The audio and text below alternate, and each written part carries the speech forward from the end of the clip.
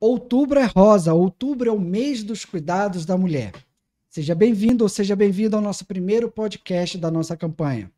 O Hospital Urológico de Brasília é referência nos cuidados da mulher em urologia e, por isso, temos o papel social de conscientização e prevenção com foco no bem-estar e na sua saúde. Assim como a campanha Outubro Rosa, que traz a discussão acerca do câncer que mais afeta a mulher, que é o câncer de mama, temos o dever, com a população do Distrito Federal, de informar e conscientizar em relação à prevenção dos problemas e doenças do aparelho urinário da mulher. O nosso desejo é que o seu cuidado seja o mais completo e o mais abrangente possível, tudo para que o seu dia a dia seja o mais prazeroso, saudável e sem problemas. Sou Felipe Cunha, especialista em marketing e estratégia do Hospital Urológico de Brasília. E hoje, para falar um pouquinho mais, estendendo os cuidados das mulheres para a área de urologia, nós estamos aqui com o Dr. Mário Chamas, médico urologista, especialista em cirurgia robótica, membro da Sociedade Brasileira de Urologia e membro do Corpo Clínico do Hospital Urológico de Brasília.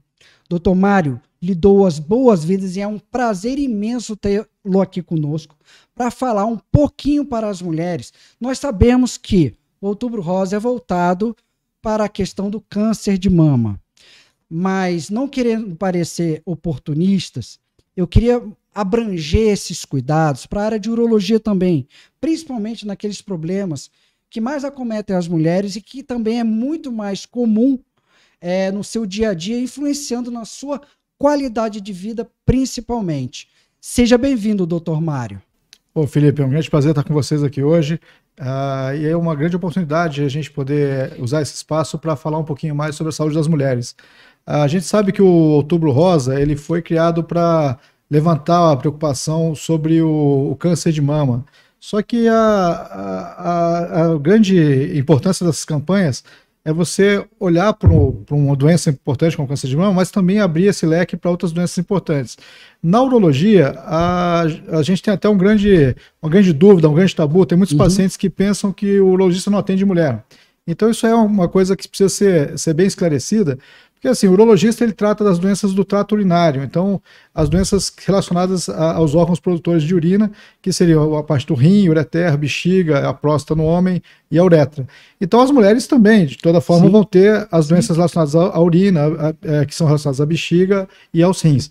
Então, nesse caso, especificamente das mulheres, a gente tem algumas coisas muito ligadas à urologia, que seria, por exemplo, a parte de infecção urinária, a parte dos tumores da bexiga e dos rins também acometem muitas mulheres, e também algumas coisas específicas, como algumas precauções, como formação de pedra, que também é extremamente comum nas mulheres. Sim. Então é importante a gente abrir esse leque e não pensar no Outubro Rosa só como uma doença específica do câncer de mama. A gente abrir um leque e pensar numa saúde global da mulher, que isso é extremamente importante. Perfeito. E pegando um gancho, doutor, o senhor falou da urologia e dos cuidados com a mulher. Vamos falar um pouquinho do senhor. Porque, senhor, você, como você prefere? Pode chamar de você. Você? Já conheço há muito tempo. Então tá ótimo. Então, assim, por que você escolheu a urologia?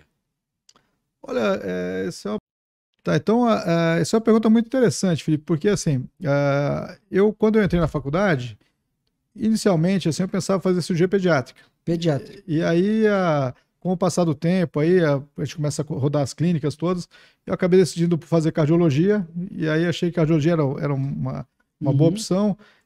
Quando eu comecei a aprofundar um pouquinho mais cardiologia, eu não vi que não era aquilo que eu gostaria de fazer. Então, mudei um pouco o leque, e bem no final, ali no quinto, sexto ano, eu pensei na urologia. A urologia é uma disciplina muito fascinante, né? Porque você acaba envolvendo muita parte clínica, a gente acaba atendendo muito paciente idoso, e também tem várias cirurgias, que são cirurgias pequenas, cirurgias até de pequeno porte ali, e cirurgias muito grandes, até, como você falou, cirurgia robótica, cirurgia de tumores grandes. Então isso aí acabou me fascinando bastante, eu acabei indo por esse lado. Perfeito.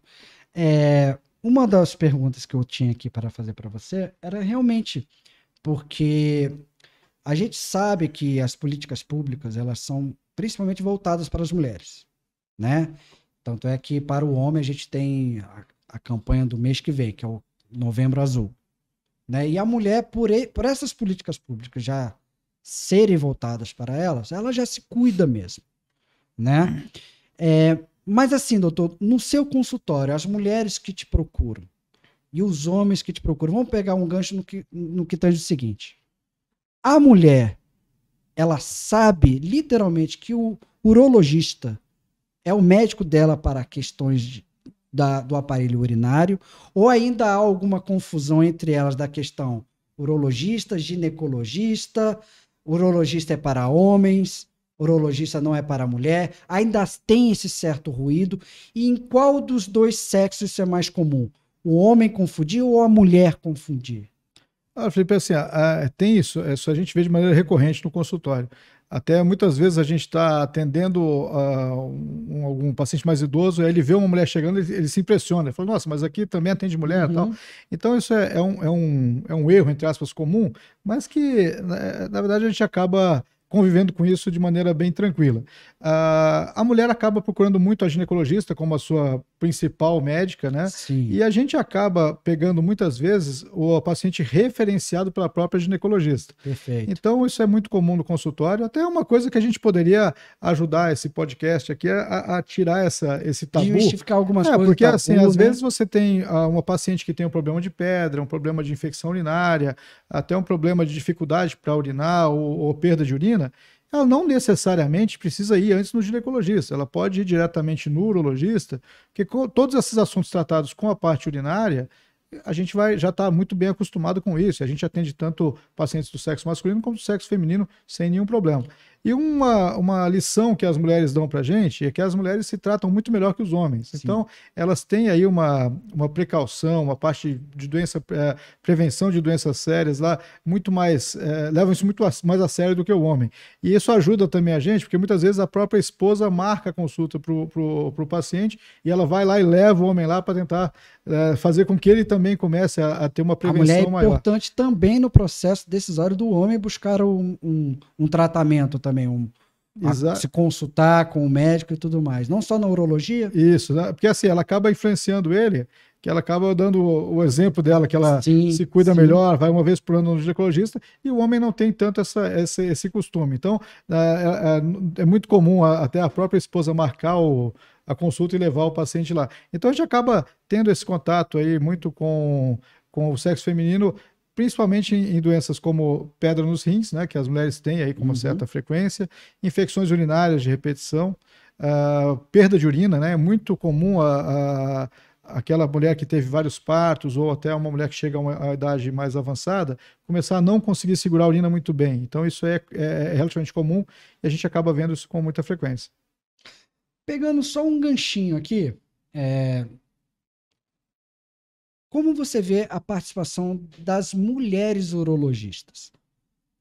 Elas sofrem algum preconceito? Existe algum paciente ou alguma característica de algum paciente, seja homem ou mulher, de chegar no consultório e falar, doutor, eu preferia me consultar com uma mulher. Tem esse tipo de coisa? Existe esse tipo de coisa na urologia, perdão? Essa questão de médica urologista preferir a mulher ao homem, como é que isso existe? Existe, sim, isso é muito frequente. Até o mais comum, na verdade, por exemplo, no caso da ginecologia, a gente sabe pelos colegas que a gente acaba acompanhando, que são colegas que são ginecologistas, que os homens têm uma dificuldade nesse sentido no começo de carreira, que as mulheres tendem a preferir ir numa ginecologista mulher. Por questão de liberdade, se identificar melhor, ter mais uma tranquilidade para conversar melhor sobre as coisas mais íntimas. E na urologia segue o mesmo padrão. Então, assim, é uma situação extremamente comum é você, quando você tem um paciente com queixa de disfunção erétil, por exemplo, ele não fica muito à vontade de se abrir com uma urologista do sexo feminino. Certo. Isso é uma coisa que é muito do machismo, né? Isso é uma coisa cultural que tende a melhorar com o passar do tempo, mas na prática isso ainda existe, né?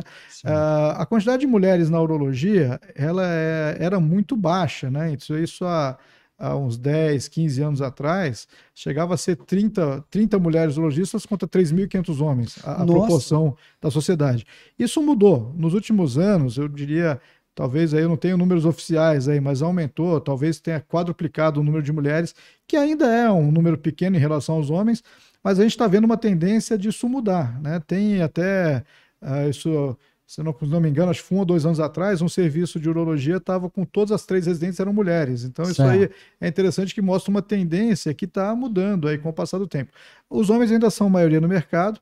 Para eles, acho que talvez seja até mais fácil o começo. Para as mulheres, deve ter ainda um certo preconceito, mas está mudando, né? Isso é até bom, né? Até interessante, porque você passa a ter uma opção de ter uma consulta com alguém do outro sexo, que também é bem interessante.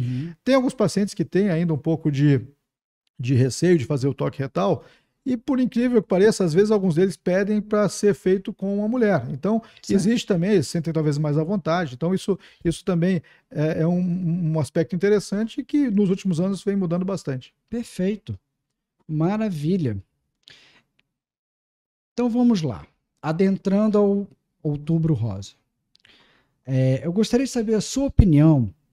Se essas campanhas, por exemplo, nós temos o Outubro Rosa, Setembro Amarelo, que é para a questão do suicídio, ou seja, os apelos das cores e dos meses são muito fortes. Você acha, pela urologia ter o Novembro Azul e agora a questão da mulher do Outubro Rosa para o câncer de mama, você acha que essas campanhas são efetivas? Você vê força nessas campanhas?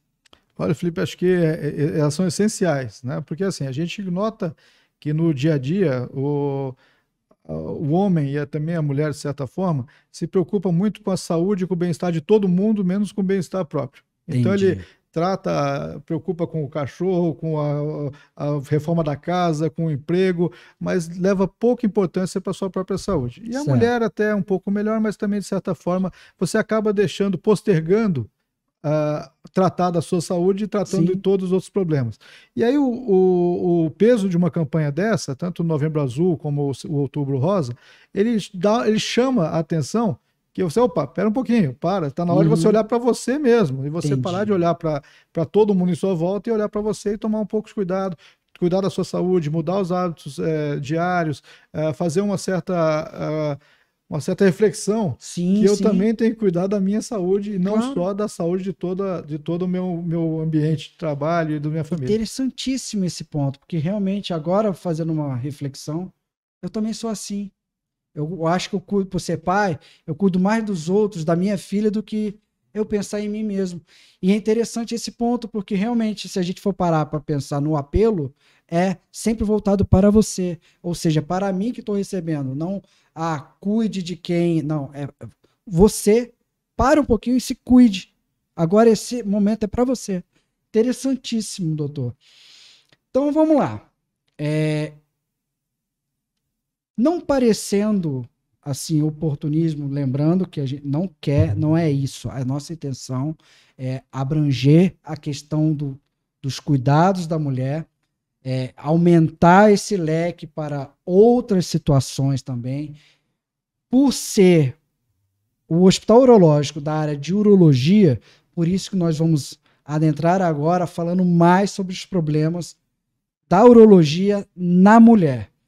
E tem um dado aqui, doutor, que é alarmante, não sei até quanto você vê isso como diminuição, melhoria, ou a tendência é continuar crescendo, que diz o seguinte: cerca de 30% das mulheres vão apresentar infecção urinária leve ou grave.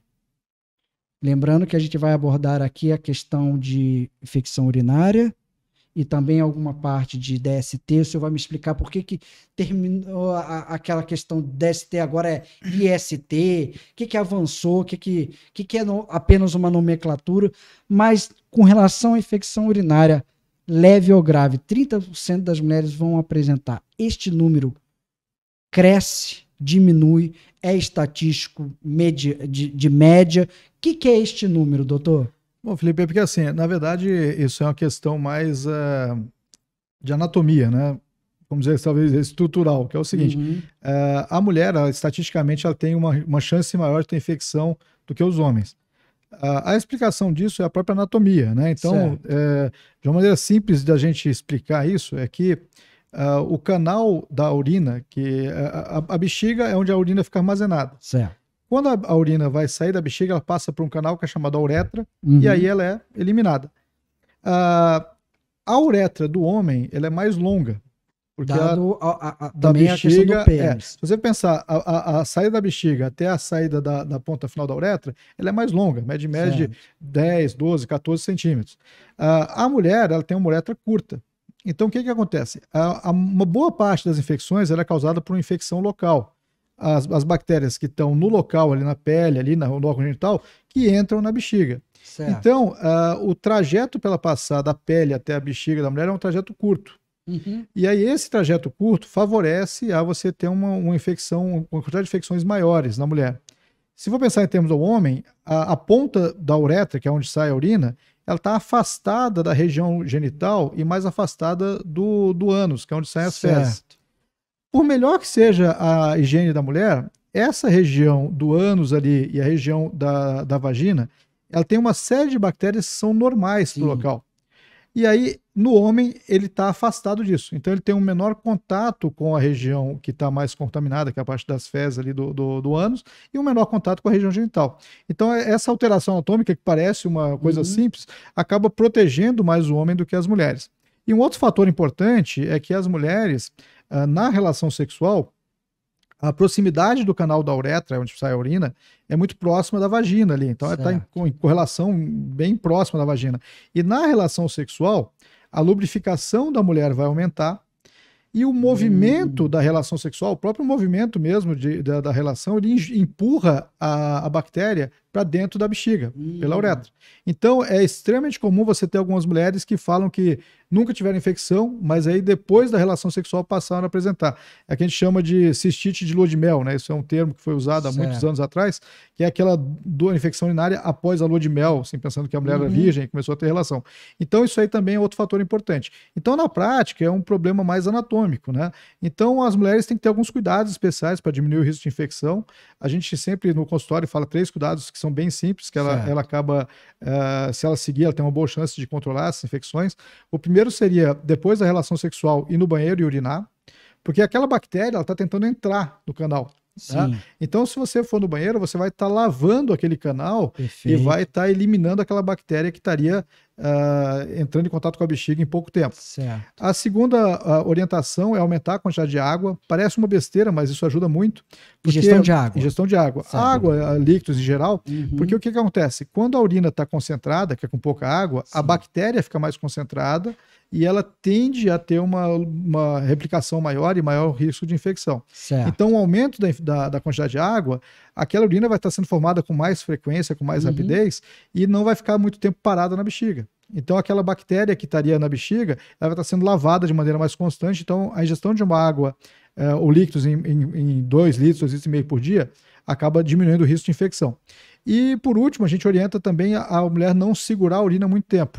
Então, é outro fator, que se você tem muitos pacientes se queixam, por exemplo, que nunca teve infecção, aí isso é comum, por exemplo, em advogado, em professores, que falam, olha, tive uma aula muito longa, segurei a urina aí 3, 4 horas e acaba tendo a infecção, porque aquela urina parada, ela tem uma bactéria que é normal, que estaria ali, mas por ela estar parada mais tempo, a bactéria acaba se multiplicando e acaba gerando a infecção. Então, esses são os 3 fatores principais aí que acabam levando a uma diminuição da infecção se seguidos corretamente. Uma outra questão que eu acho que eu já recebi esse tipo de dúvida. Tipo de tecido, muito tempo usando aquele tecido. Por exemplo, as mulheres brincam com os homens, né? Que os homens tendem a usar a mesma cueca várias vezes, né? E a mulher tem algum tipo de restrição a tecido? Tem algum tecido que é mais propenso a acumular esse tipo de bactéria? Ou não tem nada a ver? O tipo de vestimenta, alguma coisa relacionada a isso? Isso indiretamente tem um certo sentido, porque é o seguinte, se você for pensar que a uretra dela é curta, qualquer fator local que aumente a quantidade de bactérias pode eventualmente aumentar o risco de infecção. Então, se você pegar, por exemplo, no homem, Às vezes ele ficar ali com a roupa suada, tal, não sei o que, pode dar um problema ou outro, mas o risco de dar uma infecção urinária é bem mais Bem baixo. mais baixo. Já na mulher, se ela ficar ali, de repente, com absorvente lá sem trocar, ficar com a área muito suada, ou às vezes um tecido que acumule um pouco de urina, porque mesmo que ela urine normalmente, às vezes uns Certo. pingos de urina podem ficar, e esse local pode proliferar alguma bactéria. E essa bactéria nesse local, ela tem um acesso muito mais fácil à bexiga do que no homem.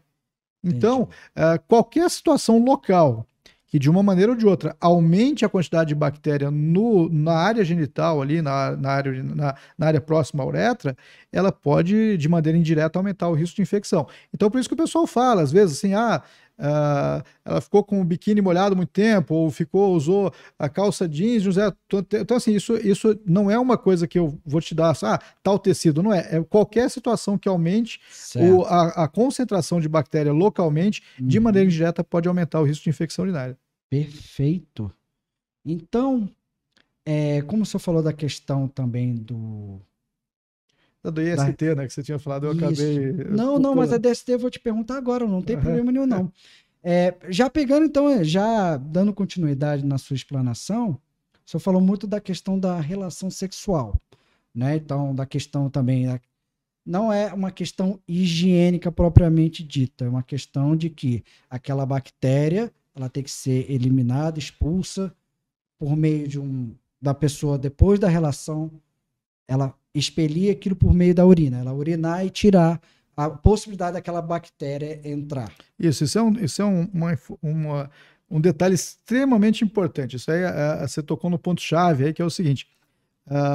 Por exemplo, quando a mulher tem uma infecção depois da relação sexual, é muito importante você deixar isso bem claro que não é nada que o marido levou para ela. Era essa a pergunta que eu ia fazer. Porque assim, isso às vezes ela vem achando que está sendo traída, alguma coisa, não tem nada a ver. Isso é muito importante porque é o seguinte, é uma bactéria que já estava lá, é uma bactéria do próprio local da região dela, que é a região genital, e é uma bactéria que foi, entre aspas, empurrada para dentro da bexiga pelo mecanismo da relação sexual, pelo ato mecânico da relação sexual. Entendi. Então, isso é muito importante você entender, porque assim, se por exemplo, o marido for completamente saudável, ou se eventualmente ele estiver usando camisinha, mesmo assim isso pode ocorrer. Pode ocorrer. Porque não é uma pelo bactéria... ato, não é pelo... Isso, não é uma bactéria que ele levou, é uma bactéria que estaria no próprio local. Então isso é muito importante para a gente tirar essa dúvida, às vezes, para você evitar, às vezes, um desgaste no casamento de maneira totalmente desnecessária. Porque como você mesmo mencionou, a questão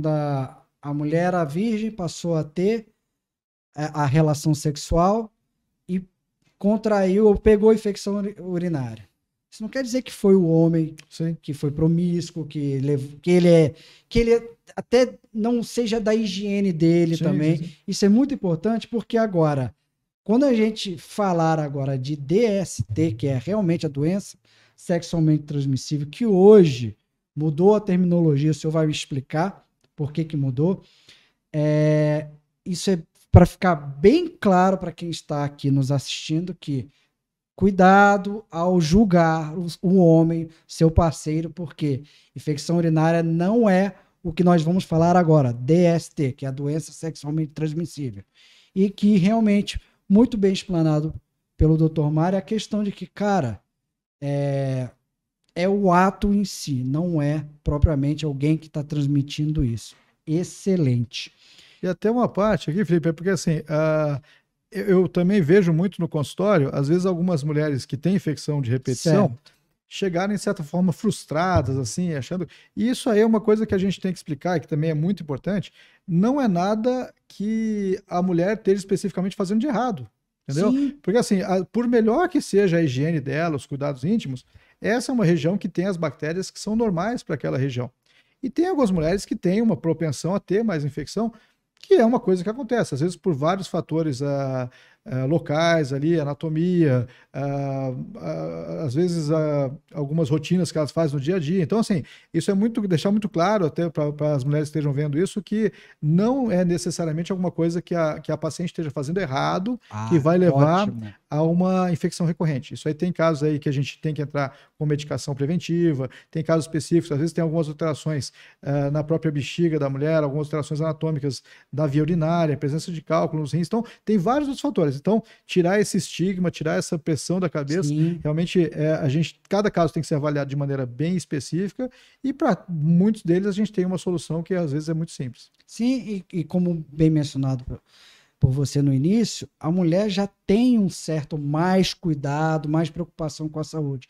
E de vez em quando realmente não é você que está errando, não está fazendo nada de errado.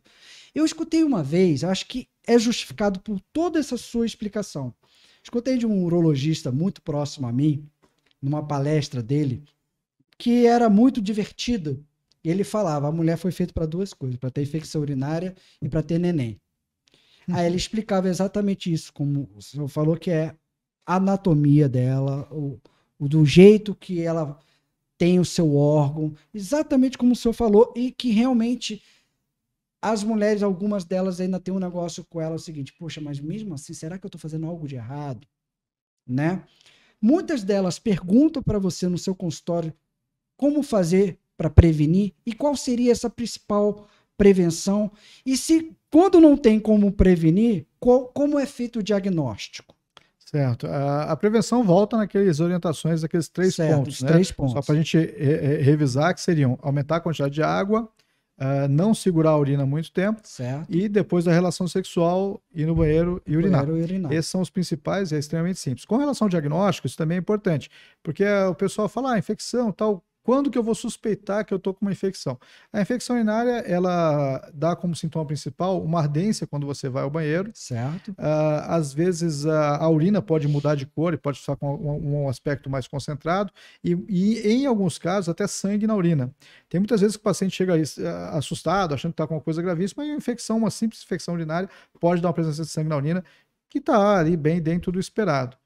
Outra alteração que é muito comum é você ter uma vontade de ir no banheiro mais vezes do que o habitual e ter uma dificuldade, às vezes, de segurar a urina, aquela que a gente chama de urgência, né? Então, você ter aquela vontade de ir no banheiro e não conseguir segurar, ter que ir rápido, isso aí, a infecção urinária causa isso, porque ela faz com que a bexiga contraia de maneira um pouco descoordenada. Então, ela tem uma contração mais forte do que o normal.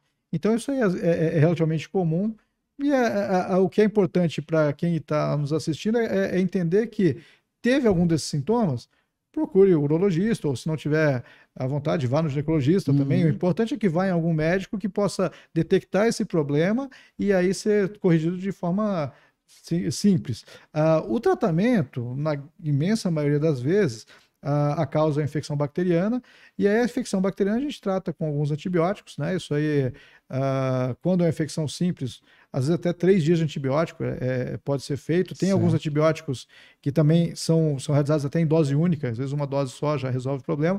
E os casos um pouquinho mais graves ou que tem alguma outra alteração, a gente estende um pouco mais o tratamento, chegando a 7 dias e até em infecções mais graves que vão até o rim, podendo demorar 14 dias de tratamento. Então, cuidado com o Dr. Google, porque se você está apresentando algum sintoma e o principal tratamento, por ser uma questão bacteriana, né, de bactéria, e é feito o tratamento por meio de antibióticos, antibiótico é uma coisa ainda, hoje em dia, né, doutor, que a gente tem que ter muito cuidado. Claro, até isso melhorou nos últimos, talvez 15 anos, que foi aquela portaria do Ministério que obrigou a dispensa de receita, né? Porque antes era uma verdadeira bagunça, né? Porque o paciente chegava, comprava de maneira livre na farmácia o antibiótico, e isso prejudicou muito, que a gente acabou tendo resistência a várias bactérias. Hoje em dia a gente tem um controle muito melhor do que era feito há 15, 20 anos atrás, mas mesmo assim tem que ter um certo critério, né? A prescrição do antibiótico tem que ser feita com muito cuidado para a gente não criar super bactérias aí, mas isso aí é mais a parte médica, né? A parte do paciente começou a sentir alguma coisa fora do normal, procura assistência médica e aí com isso a gente consegue tratar isso de maneira mais eficaz. Perfeito. Hoje a urologia de Brasília, vamos falar de Brasília, está preparada para cuidar bem da mulher, seja no Outubro Rosa, seja em qualquer época do ano. Nós sabemos que Brasília é muito seca, né? Então, o que aumenta a questão de que você tem que fazer mais ingestão de líquidos, né? Porque outro problema que pode ocorrer é o da pedra nos rins, né? E hoje Brasília está bem servida para receber esta mulher e cuidar bem dela? Olha, Felipe, Brasília mudou muito a característica, né? Eu nasci aqui em Brasília, então eu posso dizer isso aí, que nos últimos, talvez, 15 anos aí, a gente viu uma melhora exponencial aí dos serviços médicos de Brasília, grandes hospitais sendo vindos para cá, muitos colegas que ficaram fora um tempo, voltando, os colegas daqui também se especializando muito mais, e Brasília virou um centro de referência muito importante na parte médica para Perfeito. todo o Brasil. Então, a gente tem toda a condição aqui, a parte médica e a parte tecnológica está muito avançada e não deixa nada a dever para os outros centros, os grandes centros do Brasil. Perfeito. Então, já que a gente adentrou na questão tecnologia, a robótica hoje, o senhor é especialista em robótica na urologia. Como é a tecnologia, quais os benefícios ela traz para a mulher? Ou ela é só para o homem? O que o senhor pode nos falar sobre isso? Olha, a cirurgia robótica, ela foi implantada já perto de 20 anos atrás, né? Os primeiros robôs começaram no final da década de 90. E aí, de 90 para cá, eles começaram a ter vários outros, as melhoras progressivas, né? Com modelos eu vou dizer, a tecnologia foi se aperfeiçoando, né? Certo, sim. E a aplicação da cirurgia robótica foi aumentando de forma progressiva. Então, hoje em dia, a gente tem que, se eu não me engano, acho que quase todas as capitais já têm a cirurgia robótica, só talvez uma ou duas capitais não tenham ainda Aham. acesso, mas isso tornou uma ferramenta de uso habitual aqui Certo. no nosso meio. E o que é a cirurgia robótica? A cirurgia robótica é uma máquina, né, que ela é colocada próximo ao paciente, e essa máquina tem braços robóticos que eles são controlados pelo cirurgião. Até uma dúvida aí, às vezes o pessoal pensa que Sim. o robô vai fazer a cirurgia. Não é, quem vai Não. fazer a cirurgia é o próprio médico que vai estar controlando ali os braços do robô. Qual a vantagem da cirurgia robótica? É que ela permitiu com que a gente tivesse um maior refinamento na hora de fazer a cirurgia. Então você Certo. consegue fazer um corte com uma visão muito privilegiada, né? Uma Uhum. máquina que usa uma câmera de altíssima resolução, que a gente pode aumentar 15, 20 vezes se precisar, e aí você consegue detalhar melhor o tecido que vai ser cortado, você consegue fazer esse corte com uma precisão maior, porque o braço do robô ele tem uma precisão maior do que a própria mão humana. Então, Certo. ele tem um filtro de temor, por exemplo, se você estiver Uhum. nervoso, ele não passa isso pro braço mecânico, e Certo. você consegue retirar, por exemplo, um tumor, alguma coisa, de maneira mais eficaz. E na hora de reconstruir o tecido, você consegue também fazer uma costura, né, uma sutura, de Uhum. maneira muito mais eficaz do que é feita com a laparoscopia normal, que seria um instrumento mais rudimentar, um pouquinho mais duro. Certo. Então, assim, ela acabou levando a grandes vantagens para todos os tipos de cirurgia. Na urologia, especificamente, ela melhorou muito para o câncer de próstata, que seria Uhum. especificamente para os homens. Mas aí você vai falar, não, então só os homens têm acesso à cirurgia Tem o robótica? privilégio de ter uma É, robótica para então eles. não é verdade, porque temos outras cirurgias que as mulheres também são submetidas, por exemplo, um tumor de rim, que pode Tumor acontecer de nas rim, mulheres, sim. tumor de bexiga, Bexiga. às vezes todas essas a gente pode fazer pela cirurgia robótica, tumores de adrenal, e até, por exemplo, quando a paciente tem alguma malformação nos rins, como uma obstrução da saída do rim, tem uma cirurgia que a gente reconstrói usando o robô, que também o robô trouxe uma grande ajuda, que é a pieloplastia. Então, assim, a cirurgia robótica trouxe vantagens, na verdade, para ambos os sexos. Ela é mais lembrada para o sexo masculino por causa da próstata, mas ela é usada de maneira bem universal. Perfeito. Para a gente tirar mais clareza deste assunto, questão evolução tecnológica, o tratamento voltado para a mulher, quando a mulher deve procurar, porque você disse que o aparelho urinário, obviamente, ele é formado por dois rins, a bexiga, tudo mais. Com relação aos rins, nós temos a especialidade de nefrologia. Quando a mulher é destinada ao nefrologista, qual é a diferença principal do nefrologista para o urologista?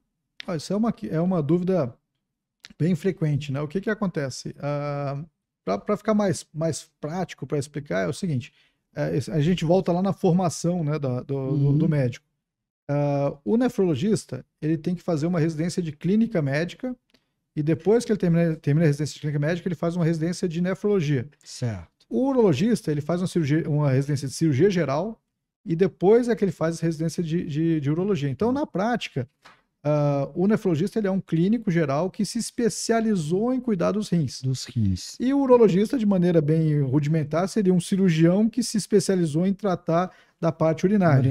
Então, o nefrologista ele não opera, ele vai fazer o tratamento clínico do paciente. Então, quando que a gente precisa do nefrologista? O nefrologista ele é um grande aliado do urologista, né? Porque em diversas situações que o rim tá parando de funcionar, que ele está indo mal por quaisquer motivos, ele ajuda a gente com o manejo para prolongar a sobrevida desse rim e melhorar. E no nosso dia a dia, ele é um parceiro muito grande na prevenção de cálculos urinários, né? Então, o paciente que tem cálculo, ele tem esse problema de forma crônica. Então, ele mantém aí 2, 3, 4, 5, 6 anos tendo esse problema.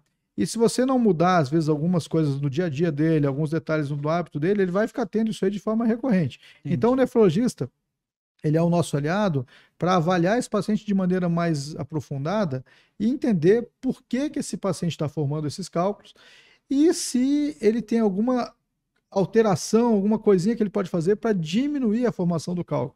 Então, ele acaba ajudando nesse sentido, de fazer uma prevenção, de avaliar esses pacientes que têm um rim que não está indo muito bem, prolongar dar uma saúde maior para esse rim, e no caso dos cálculos ele é essencial para proteger o paciente de ficar tendo recorrências contínuas. A formação do cálculo se dá exclusivamente no rim? Então, aí eu diria que a imensa maioria sim. A imensa maioria porque assim, o que acontece? Aí tem várias maneiras de formar o cálculo, mas se você tem um paciente, por exemplo, que toma pouca água, que a urina fica muito concentrada, ou se ele tem um aumento de ingestão de proteína, ou uma ingestão muito alta de sódio, ele vai aumentar de forma indireta a concentração de cálcio na urina. Eles falam de maneira mais genérica, lógico que tem outras maneiras de formar a pedra, sim, claro. Mas o cálcio chega a responder perto de 80% dos cálculos. E aí, com essa concentração de cálcio maior na urina, quando a urina está sendo formada no rim, se você aumentar muito essa concentração, ela vira uma areiazinha. Essa areiazinha vai se juntando e vai aumentando até virar uma pedra. Essa pedrinha pequena, se você continuar ingestão baixa de água, alimentação errada, ela vai aumentando. E ela tende a ser formada nos rins, e aí, depois de um certo tempo, ela pode descer entre o rim e o ureter. De maneira bem simplificada, o rim ele fica nessa posição aqui em cima, que seria atrás da costela.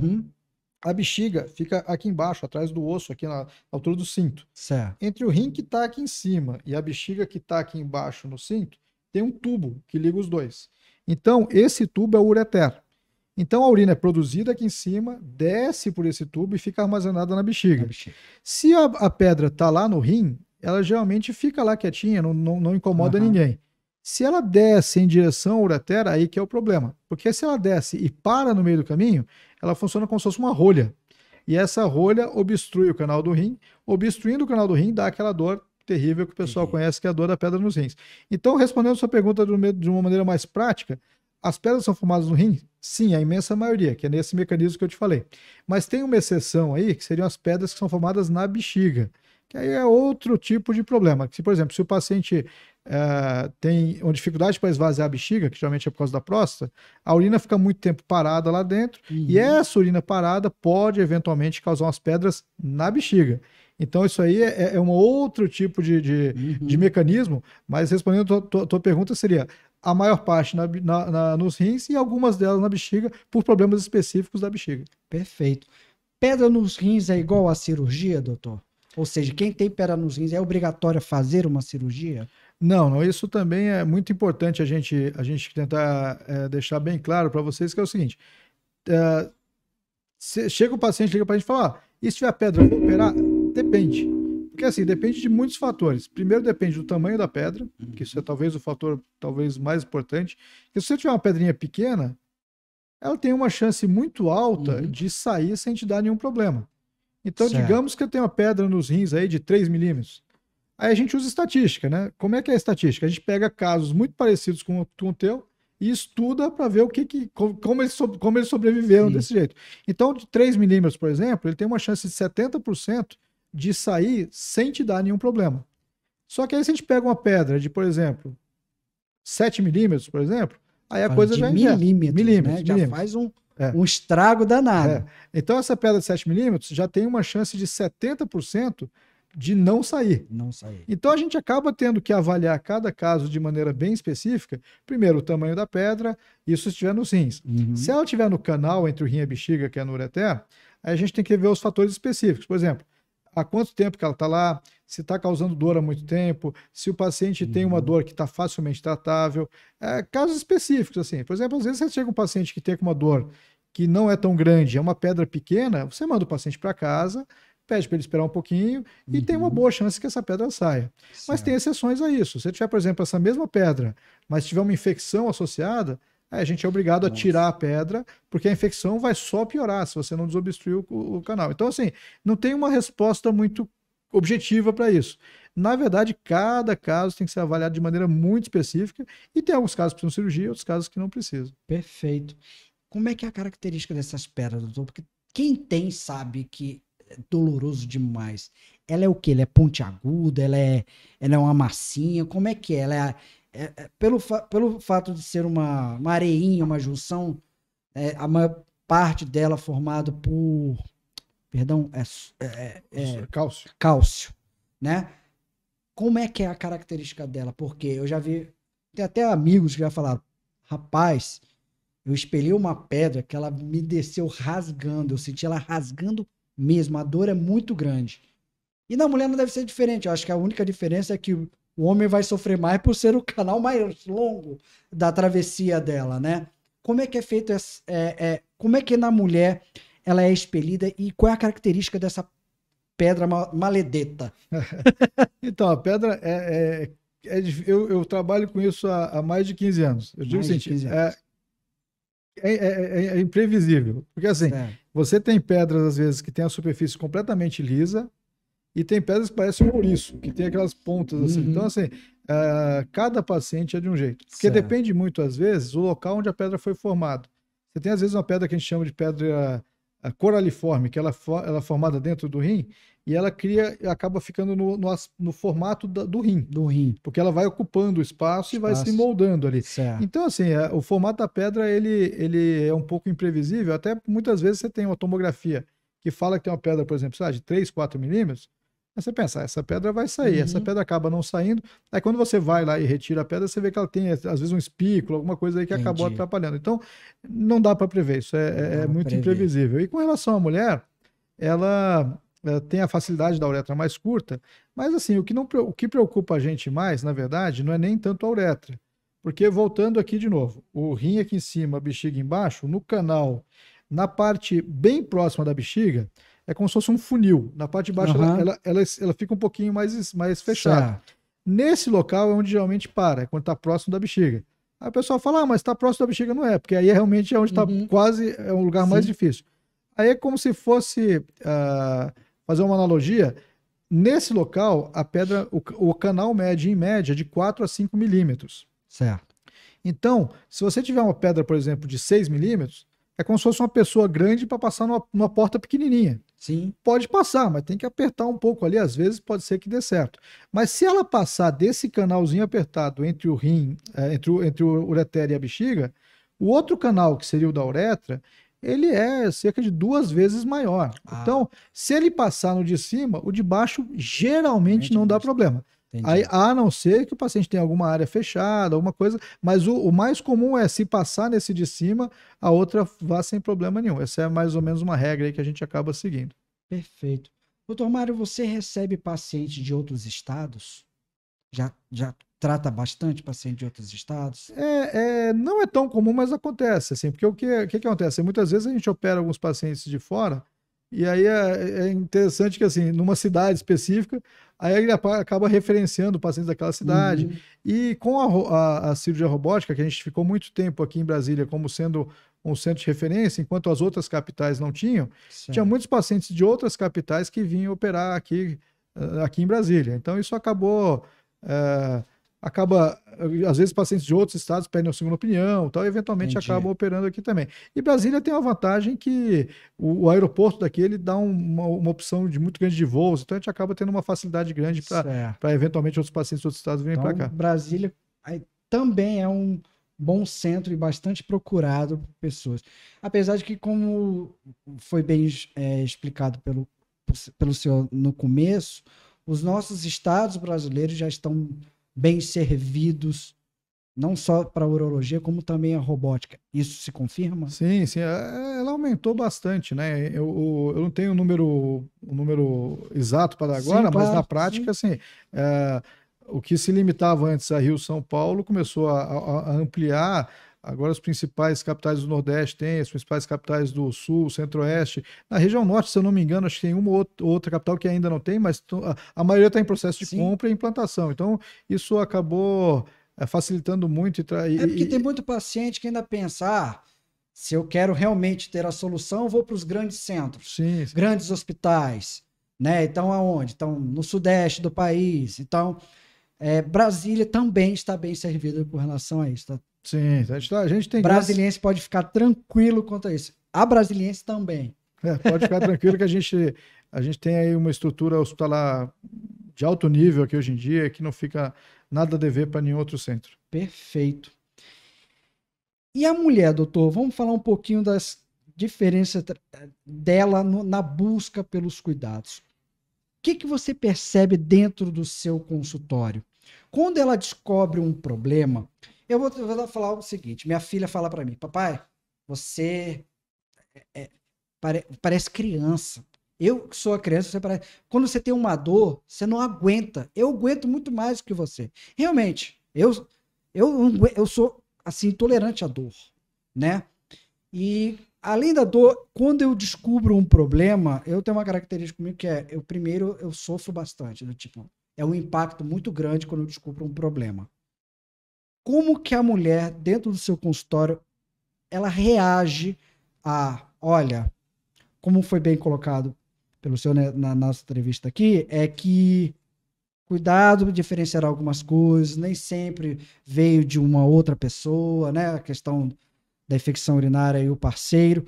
Como que ela reage? Ela parte logo para a solução? Ela pensa bastante? Como que ela reage dentro do consultório quando tem o diagnóstico de um problema? Olha, Felipe, isso é interessante, porque assim, a gente vê isso na prática toda hora, que o homem ele tende a ser mais emocional, né? E a mulher tende a ser mais prática, né? Então é muito comum a gente ter um paciente que chega com uma doença grave, um câncer de próstata, um tumor renal, alguma coisa assim realmente séria, e ele fica lá arrancando os cabelos e a mulher toma a frente e fala, não, você vai fazer isso agora, tá. Então isso é uma característica talvez das mulheres de ser um pouco mais resolutiva, né? Enquanto o homem fica às vezes a parte emocional um pouco mais abalada. Isso, lógico, não é uma regra geral, mas é uma coisa que a gente acaba vendo no consultório. E a mulher, ela dá um exemplo muito bom para o homem, porque ela cuida dela muito melhor que a gente. Né? Então, assim, a mulher já está acostumada desde a adolescência a ir no ginecologista 1, 2 vezes por ano, a se cuidar, a fazer prevenção e tal. E o homem você tem que arrancar ele de casa, né? Então é mais complicado. Então isso aí a gente nota e na prática muitas vezes a gente vê que a mulher acaba sendo um suporte importante nas doenças graves, porque o pai de família lá está realmente numa situação ruim e ela toma a frente, ajuda. Então isso é importante, a gente ter nessas situações mais graves o amparo da família e a mulher tem um papel essencial nesse sentido. Certo. Perfeito. Então agora vamos falar mesmo das famosas DSTs, né? E hoje em dia, por que mudou, doutor, de DST, doença sexualmente transmissível, para IST, infecção sexualmente transmissível? O que mudou? Por quê? Isso é interessante, porque se você for olhar o significado da palavra, né, a doença ela é quando você tem o problema e ele aparece algum sintoma. Certo. A infecção não. A infecção você pode ter uma infecção bacteriana que não causa sintoma nenhum. Então, por que isso aí foi importante, essa mudança? Porque você não pensar que você só vai transmitir para alguém se você tiver algum sintoma. Entendi. Então, essa mudança, você pensar assim, não, doença sexualmente transmissível. Não, o cara tá doente, tá com pus no pênis, tá com febre, testículo enorme. Já a infecção, não. A infecção você pode ter, por exemplo, o HIV, hepatite B, hepatite C, a clamídia, gonorreia, e não ter nenhum sintoma, e você está transmitindo para outras pessoas. Então é importante essa mudança para a gente bater na tecla que mesmo que você não tenha sintoma nenhum, você tem que se tratar, porque você acaba transmitindo isso aí para o seu parceiro e levando isso aí para essa infecção para frente. E com relação à infecção sexualmente transmitida, ela é de extrema importância, porque assim, hoje em dia a gente vive num mundo um pouco diferente, né, do que eu já estou formado há mais de 15 anos, tá? Vivi uma era um pouquinho diferente. Agora, assim, não que tenha mudado assim de forma muito radical, mas às vezes a gente tem pacientes que têm várias parceiras e acham isso normal e mantém isso durante muito tempo. Certo. Então, se você tiver uma pessoa nesse ciclo de relação dele que tiver infectado, ele vai infectar todo mundo. E isso aí vira um problema exponencial. Aquele grupo vai infecta o outro, infecta o outro. Então, a gente tem que tentar levar um mínimo de educação da parte de relação sexual para a população, para eles se precaverem, né? Lembrar que, apesar de hoje o HIV estar bem controlado com medicações, apesar de você ter várias curas para doenças sexualmente transmissíveis, elas são doenças graves. Então, você pegar um paciente que tem hepatite B, hepatite C, ele tem um risco de ter doenças graves no futuro muito grande relacionado a essas infecções. E o próprio HIV, apesar de ser controlado com medicações, ele é uma doença altamente estigmatizante ainda e tem uma série de problemas. Então, o que a gente tem que fazer?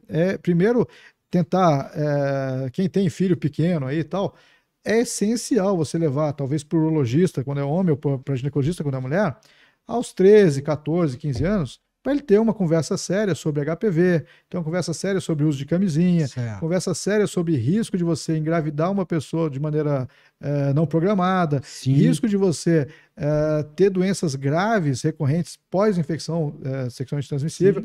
Eu dou um exemplo prático, por exemplo, às vezes o paciente não tem essa noção.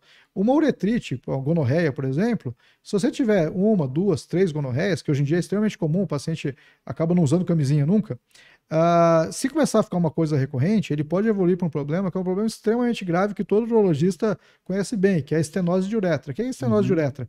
É o canal onde passa a urina, com essas infecções, ele pode criar uma fibrose e ele fechar. E aí você passa a ter um problema do ponto de vista urológico, muito ruim, porque isso é difícil de manejar, o paciente tem que fazer várias cirurgias e tal. Então, às vezes, uma besteira, entre aspas, que é uma gonorreia, uma infecção por doença sexualmente transmissível, pode levar a consequências que vão acabar atrapalhando muito a sua qualidade de vida e atrapalhando o seu dia a dia. Então, eu acho que é essencial em escola ou em consultório médico, não importa onde, mas você está sempre batendo na tecla que as doenças sexualmente transmissíveis são doenças graves que podem ser evitadas por manejos simples, o uso de uma camisinha, ou às vezes algumas outras maneiras de você evitar, até a camisinha feminina, tem várias formas a gente organizar camisinha feminina, como é que é isso, doutor? Então, a camisinha feminina, ela não é uma coisa que foi muito bem aceita pela sociedade, mas ela existe. Até você pode comprar isso aí. Acho que talvez seja um pouco difícil, porque não foi comercialmente tão divulgado. Mas a camisinha feminina, ela é os mesmos moldes da camisinha masculina, só que a mulher coloca na vagina e ela tem um látex, né, muito fininho, e ela consegue ter a sensibilidade da penetração e ela pode usar isso aí sem problema nenhum. Então, é uma alternativa. Então, o que é importante é você levar a educação sexual para os meninos, né, de maneira responsável, de maneira séria, que isso pode levar a evitar grandes males no futuro. Perfeito. A gente falou da questão do pluriparceiros, né, que é tanto o homem quanto a mulher estão à mercê de ter vários parceiros ao longo de sua vida. Sexo é bom, sexo é vida, todo mundo vai fazer, todo mundo faz, isso é normal. Agora vamos lá.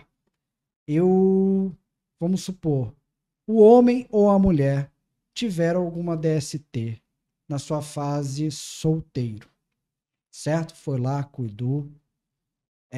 Agora estão unidos.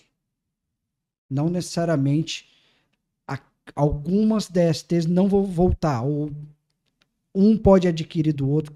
Tem alguma coisa que a gente possa alertar do tipo, olha, tem algumas, vou falar agora o termo correto, ISTs, perdão.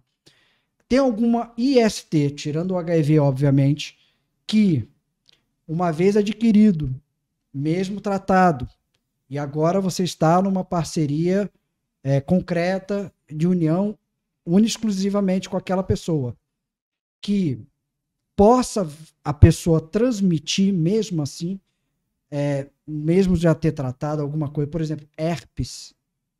Isso aí. Herpes é viral. Uhum. Uma vez contato com o vírus da herpes, sempre tem. Isso se uma pessoa se eu for me relacionar com uma pessoa e eu tenho, eu posso vir a transmitir para ela, mesmo não já ter tratado isso? Olha, Felipe, excelente pergunta, né? Porque tem duas infecções específicas nessa área que a gente tem que bater um pouquinho de maneira mais específica, que é a herpes genital, né, e o HPV. A herpes genital, uma vez que você teve contato com alguém com herpes na sua vida inteira, você vai carregar, entre aspas, a herpes por toda a sua vida. Certo. Então, em que sentido? Se a tua defesa, o teu mecanismo imunológico for um mecanismo bom, ela não vai aparecer. Então, ele vai ficar meio que cobrir a doença. Mas o dia que o teu sistema de defesa cai, a doença aparece. Então, digamos que morte de parente, perda de emprego, alguma situação de doença grave, que o sistema de defesa caiu, aí vai aparecer ou uma ferida na boca ou uma ferida na região genital. Certo. Ah, mas é na boca ou na região genital? Depende do local que foi inoculado a doença. Então, se ele tiver pego, por exemplo, dando um beijo numa menina no carnaval, tal, vai aparecer na boca. Se tiver sido pego por forma de relação sexual, vai aparecer no pênis. A gente tinha aí no passado uma divisão muito clara de herpes tipo 1, que era a vioral, e herpes tipo 2, que era a genital. Isso caiu por terra, porque hoje em dia a gente acaba vendo 2 oral, genital, por causa da própria promiscuidade que evoluiu, certo. Então a gente não usa mais essa divisão, a gente acaba botando herpes tipo 1/2, que acabou generalizando. E o HPV é de maneira parecida. O que acontece? O HPV, se você tiver contato com alguém com HPV, você vai carregar o vírus do HPV junto com você. Ah, mas não tem um remédio para matar o HPV? Não tem. Ah, mas eu tive contato, mas não tenho mais a verruga. Porque ele está dormindo. O HPV é uma verruguinha. É uma verrugazinha que pode estar na região genital. E aí esse vírus é igual ao da herpes, ele fica parado ali, escondido. Certo. Se o teu sistema de defesa está eficaz, você não vai ter nada aí, vai ficar sem problema nenhum. O dia que cai o sistema de defesa, aparece de novo a verruga. Ah, mas já não tinha tratado? Tratei aquela verruga, mas essa nova verruga pode aparecer porque a resistência caiu. E aí o HPV tem um detalhe muito importante, que quando você está com a verruga e tem relação, o tipo do homem, por exemplo, tem uma verruga no pênis, tem relação com a mulher, ele pode passar para a mulher o HPV. E a mulher no HPV, agora lembrando aí novamente a parte do Outubro Rosa, o HPV ele é responsável por uma doença extremamente grave da mulher, que é o câncer de colo uterino. Então, nesse caso, que você tiver uma mulher que tem o contato com o HPV, ela tem que ir no ginecologista a cada 6 meses, fazer uma avaliação para ter certeza que não tem nenhuma lesão suspeita. Então, o HPV é uma doença que tem que ser cada vez mais bem explicada para você levar para a população com a necessidade de fazer a prevenção para não evoluir para um câncer de colo uterino. Perfeito. Isso vale então das pessoas. Você acha que entre a relação, ou não cabe isso da pessoa falar, olha, já tive contato com essas coisas. Acho até que isso deveria ser um mecanismo de união mais, de compreensão, pelo menos ele me falou. Eu acho que tem que tirar esse tabu, né? Até esses dias atrás eu conversei exatamente esse sentido no consultório, com o paciente no consultório, que é o seguinte, se você tiver para o homem, o HPV dificilmente vai levar a alguma coisa mais grave. Certo. Aí você fala, não, mas eu botei no Google que fala que dá câncer de pênis. Dá câncer de pênis, aquele paciente que tem uma verruga não trata, tá, sei lá, fica 20 anos sem tratar, 10 anos sem tratar, e aquela verruga sim pode crescer e dar um câncer de pênis, mas é mais a exceção do que a regra. Entendi. Naquele paciente que vê uma verruga, já trata, tal, dificilmente isso vai evoluir para algum problema mais grave. Mas na mulher não, às vezes uma lesão pequena pode dar um problema gravíssimo para o câncer de colo uterino. Então, eu acho que é essencial, por exemplo, se você foi no médico, detectou que tem um HPV, é essencial você conversar com as pessoas que você teve relação sexual de forma recente, depois que apareceu a verruga, por exemplo, e falar, olha, apareceu esse problema e eu acho que é importante você ir no ginecologista. Porque se você não falar, a lesão do homem geralmente é externa, é no pênis, você vê. A lesão da mulher, a maioria das vezes é interna. Então ela não vai ver, vai passar 1 ano, 2, 3, 4, ela pode evoluir para um câncer de colo de útero por causa de uma infantilidade, dizendo de certa forma, ou de você não querer compartilhar essa informação com a sua parceira. Mas também não é uma coisa de outro mundo, né, doutor? Você pode viver bem, com qualidade de vida, mantendo o seu parceiro, porque todo mundo tem um passado, né? E se ele optou por ir adiante com uma relação só com aquela mesma mulher e aquela mulher com ele, mesmo um dos dois terem tido isso no passado, eu acho que é uma questão mais de conversa, da relação mesmo, né? Isso é importante você falar, porque é o seguinte, se a gente for ver por termos estatísticos, a herpes, ela tem alguns levantamentos que falam que cerca de 60% da população teve contato com alguém com herpes. 60%, é mais da metade. E o HPV é difícil você quantificar, mas tem mais quadros fazendo censo em mulheres, e alguns estudos falam cerca de 40% das mulheres. Certo. Então, assim, são duas situações altamente frequentes no nosso dia a dia, e você não vai estar numa situação pior, ou porque você fala isso. É uma coisa que tem que ter uma maturidade de falar a respeito disso e virar a página, e acabou. O HPV, por exemplo, você pode ter pego o HPV há 15, 20 anos atrás, certo, quando você nem conhecia a pessoa ainda. Então, acho que tem que ter uma certa maturidade para conversar sobre isso, também para evitar problemas entre o próprio casal. Perfeito. Para a gente fechar essa parte, doutor, me veio uma pergunta aqui. Acredito que seja de muita gente e que, porventura, a pessoa tem alguma vergonha, algum receio de fazer. Por exemplo, o senhor mencionou a questão do herpes 1 e do herpes 2. A pessoa tem herpes 1, fez sexo oral com uma outra pessoa. Adquire-se, pega-se do mesmo jeito? Sim, é por aí que teve essa mistura, né? Porque, assim, uma dúvida muito frequente tá bom, então quando é que você vai transmitir o herpes? Você transmite o herpes quando você tem a lesão ativa e você tem contato com outra pessoa. Certo. Então, se você tiver uma ferida na boca e der um beijo numa pessoa, vai passar para outra pessoa via oral. A mesma coisa no sexo oral. Sexo oral, mesma coisa. Então, se você tiver uma lesão na boca, fizer um sexo oral, tanto o homem na mulher, a mulher no homem, não importa, vai passar para a área genital. Então, por isso que aquela divisão de tipo 1, tipo 2 meio que caiu um pouco por terra. Porque você tem, às vezes, pacientes que tinham lesão oral, que quando fez o sexo, lesão na boca, fez o sexo oral, acabou passando para ser uma lesão genital na outra pessoa. Entendi. Então isso tudo acabou meio que... Independentemente se é do sexo masculino ou feminino. Teve esse contato, pega do mesmo jeito. E aí qual que é o cuidado? Então o cuidado é ter que ter um pouco de bom senso, né? Se você sabe que tem herpes, tem uma lesão, não vai sair beijando todo mundo, fazendo sexo oral em todo mundo, que você vai estar espalhando a doença, né? Então, é uma doença que você tem que ter um certo cuidado aí, né? Então, às vezes no carnaval, alguma coisa, acaba tendo um ambiente muito propício para você espalhar essa doença de modo irresponsável. Por exemplo, e temos que tomar muito cuidado com relação principalmente à questão preconceitos. Por exemplo, vou dar um exemplo. Eu tenho na minha família, uma criança teve estomatite herpética, uma das variações do vírus da herpes. Então, ela já teve contato com aquele vírus. Criança. Então, não necessariamente, por mais que ela venha a ter herpes hoje, aquilo foi adquirido de uma maneira promíscua, errada. Não foi culpa dela, ela pegou na escola. Sim, aí também cabe alguma informação, porque assim, como você falou exatamente, por exemplo, você tem algumas doenças na mulher, que se ela tiver, ela pode passar para a criança no parto, por exemplo. Sim. Então, assim, essa é uma delas. É a doença que se chama STORCH, né, que é um grupo de doenças específicas, e a herpes está lá no meio desse grupo. Então, nesse caso, às vezes a criança pode, no nascimento, já ter contato com o vírus. Então, não necessariamente, quando ela ficar adolescente, não é que ela fez uma coisa errada, ela já teve contato no parto.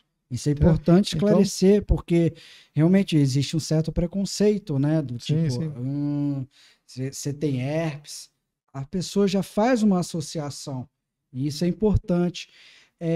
Para a gente fechar essa questão da DST, doutor, o que você poderia transmitir de incentivo para que a mulher se cuide? Quais são as reais orientações, né? Tanto para ela, como o senhor disse, a mulher ela tem a preocupação com ela, mas com os demais. Então, para ela, o que você pode dar de instrução? Falar, incentivá-la a se cuidar, já que ela já se cuida, mas o que a gente poderia falar de diferencial para elas em urologia? Agora, bem tranquilo. Olha, assim, a gente ainda usa a mesma estratégia que era usada há 20, 30 anos atrás, até mais atrás, que é a camisinha, né? A camisinha, Certo. ela É a maior tecnologia que nós é, temos hoje. assim, ainda é um grande aliado, né? Uhum. É interessante como isso muda em relação às gerações, né? A gente tem o pessoal aí que tem 40, 30, 40, 50 anos, que acaba, ficou com medo por causa do HIV naquela época, viu pessoas Sim, morrendo de HIV, e aí naquela época o pessoal usava muito mais camisinha. O HIV foi sendo controlado de forma progressiva, então o pessoal mais novo, 20 e poucos anos agora, não passou por isso e talvez não se assustou, entre aspas, com algumas doenças mais entendi. graves. Então é difícil, às vezes, você convencer uma pessoa mais nova a usar camisinha, porque ele acha que tudo aquilo é besteira, não conhece ninguém, não vê. Então, são coisas que a gente teria que, talvez, pensar em termos educacionais, em termos de campanhas recorrentes, para lembrar que a camisinha ainda é extremamente importante. Ela pode Uhum. evitar males muito graves, como hepatite B, hepatite C, o próprio HIV, evitar doenças, infecções sexualmente transmissíveis, Certo. que são bem frequentes. E para a mulher especificamente, tem um detalhe importante que é o seguinte: nem toda doença sexualmente transmissível ela dá sintomas. Então, na mulher especificamente, quando você tem uma infecção como clamídia, gonorreia, por exemplo, em 50% dos casos ela pode não ter nenhum sintoma. Então, isso é importante porque ela pode, às vezes, não ter nenhum sintoma e estar transmitindo de forma ativa aí nas relações sexuais. Então, para a mulher especificamente, é lembrar de fazer sempre o exame preventivo, né, de visitar de forma Uhum. regular o ginecologista, e aí, desse modo, a gente vai ter um controle melhor. E de qualquer forma, na parte urinária, aí volta de novo batendo aquelas mesmas teclas. Manter uma hidratação boa, não segurar a urina muito tempo e urinar após as relações sexuais. E aí fazer sempre uma avaliação médica, ou com o urologista ou com o ginecologista. Como as mulheres estão mais habituadas ao ginecologista, não Uhum. tem problema nenhum. Eventualmente, se tiver alguma alteração, o próprio ginecologista encaminha para a gente. Certo. Uma pequena pergunta. Quando o senhor fala em é, ela, ela urinar após o ato sexual, há necessidade, além da urina, ela limpar, fazer a higiene do local ou não? Só isso já garante bastante que a bactéria já foi expulsa, ele não corre mais o risco. Então, aí assim, tem duas situações, a parte ginecológica e a parte urológica. Certo. Do ponto de vista urológico, que seria a Urológico. parte da infecção urinária, a urina já estaria por si só resolvido. Aham. Lógico que as mulheres são muito cuidadosas em relação a isso, a grande maioria, e às Dificilmente ela vezes urina e não se limpa, ela né? acaba se limpando o local, mas do ponto de vista prático, o fato dela se urinar, desculpa, ela urinar após a relação sexual, ela limpa literalmente o canal ali, porque é uma bactéria que está tentando entrar na Uhum. bexiga e ele vai com um fluxo contrário e acaba diminuindo. Então, parece besteira, mas isso diminui em grande quantidade a incidência de infecção urinária após a relação sexual.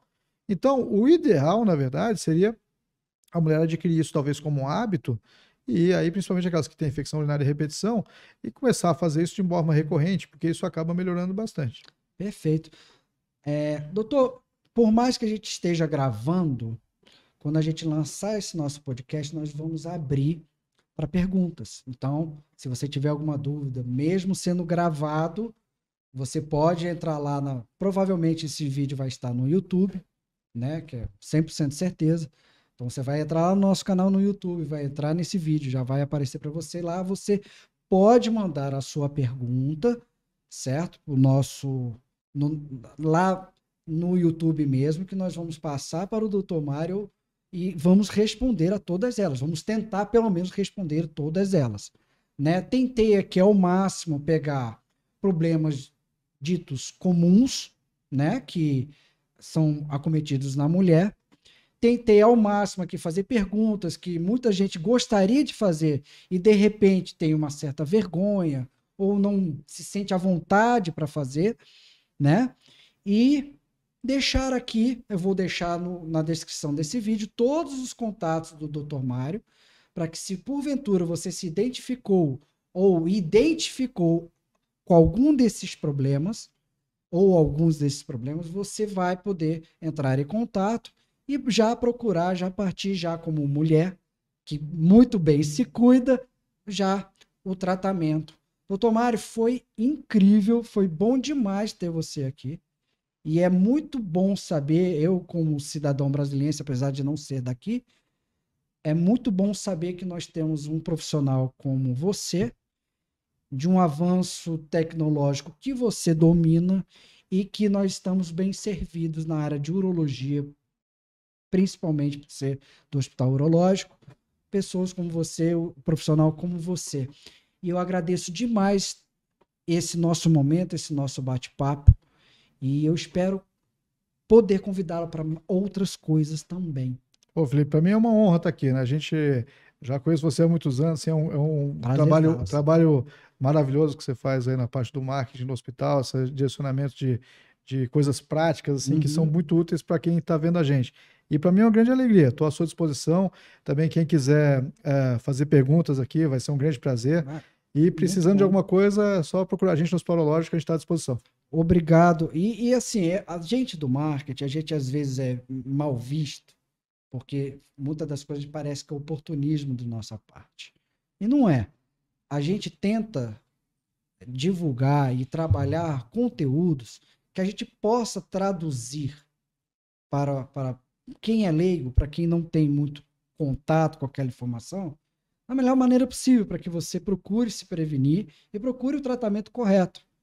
A gente sabe que hoje a gente encontra bastante coisas no Google, né? Que tem muitas orientações, inclusive profissionais que já sabem, já ficam lá 24 horas praticamente no Google para estar te respondendo. Mas a gente sabe que na medicina, e quando a gente fala de seres humanos, cada caso é um caso, o corpo responde de maneira diferente, o corpo exige coisas de maneira diferente. Então, assim, nós super indicamos essa questão da a gente aproveitar, unir forças no que é o Outubro Rosa para expandir para outras coisas que são tão comuns quanto aquele problema que é relatado, tratado naquele mês específico, naquela cor específica, né? Então, doutor Mário, desde já fica o nosso convite para o nosso mês que vem, que é o nosso Novembro Azul. Combinado. Aí voltado para os menininhos, homenzinhos, né? Que esse sim merece um puxão de orelha, porque a mulher se cuida já por si só. Doutor, muito obrigado, viu? Excelente. Até logo. Um grande abraço. Até o nosso próximo podcast ou o nosso próximo vídeo. Não deixe de nos acompanhar no YouTube. Se inscreva, ative o sininho, que constantemente estamos colocando assuntos relacionados à urologia e aos cuidados de homens e mulheres. Até logo. Paulão? Foi bom? Achei que o Paulão tinha pegado o sono ali. Foi bom, cara? Não dá pra dormir não, porque é um tema... É um bate-bola aqui que o negócio não para, né? Eu espero que você tenha sentido à vontade. Obrigado. Legal. Foi excelente, cara.